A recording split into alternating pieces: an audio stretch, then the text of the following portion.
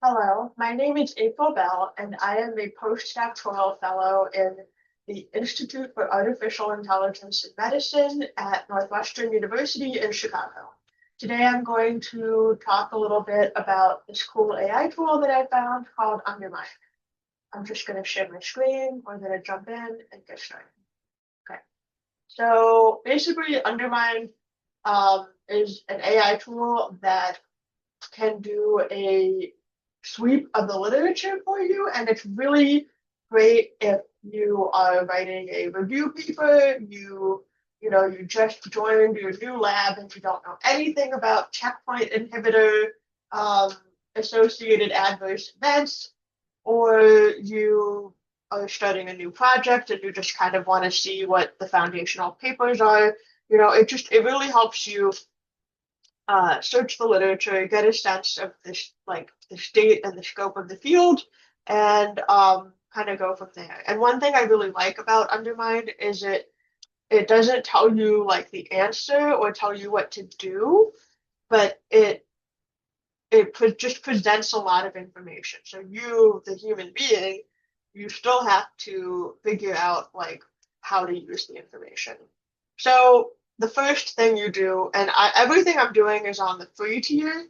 Um, so I have not explored the pro paid tier, but all the stuff you get for free is pretty great. So the first thing I'm going to do is I'm going to create a prompt. And let's say I want to find papers related to uh, checkpoint inhibitor associated adverse events in cancer patients. So in my lab, um, one of our main projects is adverse events in patients, cancer patients receiving immunotherapies, especially like mainly checkpoint blockade. Um, And so now it's going to ask me to kind of narrow this prompt down. And like this is fine, but of, you're just going to get a lot and it's not all going to be very focused. So it kind of depends on what you're looking for. You can make your prompt really, really focused or very broad. So I want papers for pneumonitis,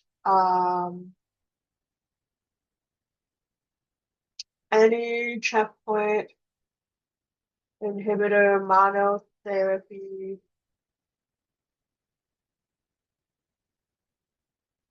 and I want only,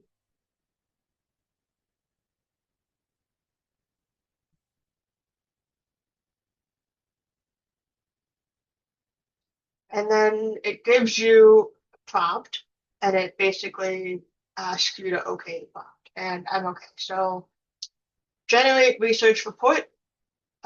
This step takes a little bit of time, which makes sense because it's doing a sweep of the literature. So in this several minutes long period, I'm going to show you a different search I did over the summer. So not everything on the interface is accessible on the free version. If you pay for Undermine Pro, there is like this chat box where you can ask more questions and dig deeper. I haven't explored it. But what I really like about my favorite thing, or what's most useful for me, is it just gives you this really long list of papers. Um, and I feel like the papers are almost all fairly relevant. I did this search over the summer with a colleague, so we were looking at renal complications like kidney injury in cancer patients taking checkpoint inhibitors. And we also kind of had a broad search, like we were interested in any cancer. We are interested in doing a systematic review where we like look at case reports, and I think Undermine is really good for that because it will just give you a ton of case reports. Okay, so another thing that's really great is the it summarizes the results. It's kind of crazy. Okay, so what's crazy is it gives you like a timeline, so you can see most of the research was done in the last like 10 years. It gives you trends and patterns. So the work is dominated by case reports and small case series because this is a very rare um, complication. So it makes sense that a hospital system can only have a handful at a time. Um, yeah, and it talks about milestones by year. Um, it will give you the foundational references. So basically the references that are referenced the most by other references, which is really helpful. And what I have done is, so when my colleague and I did this search, we also did the same search on PubMed, and we wanted to see how many papers overlapped. And there were like dozens of papers that Undermind pulls up that PubMed didn't, and vice versa. So, but the foundational references were pretty similar, which is also good to see. The tool is doing its job properly. If you want the reference rate, it's there for you. Um, and then another thing I think important to mention is it gives you key findings. Um, it breaks down the different components. One thing I like is it talks about limitations and gaps in evidence, which it feels a little meta from an AI tool. Like, here's the limitations of my search. Um,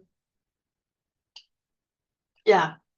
So, and then it gives you the list of references. And then the other thing it does is you can click PDF, which I already did before starting this video, and you can pull up, it gives you all of this information in a big PDF, including the long list of references. Um, so you can you can download it, access it without internet, send it to a colleague. It has everything. It gives you the it gives you more than it honestly you get more in the PDF than on the interface. Selected case reports, um, uncommon clinical pathologic variants, um, gives you the same timeline with a little more detail, implications for the future. Um,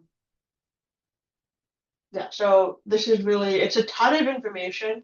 It is organized really well, but not all of it is information you'll need. And I think for each time you use Undermind, um, you'll probably take something different from it.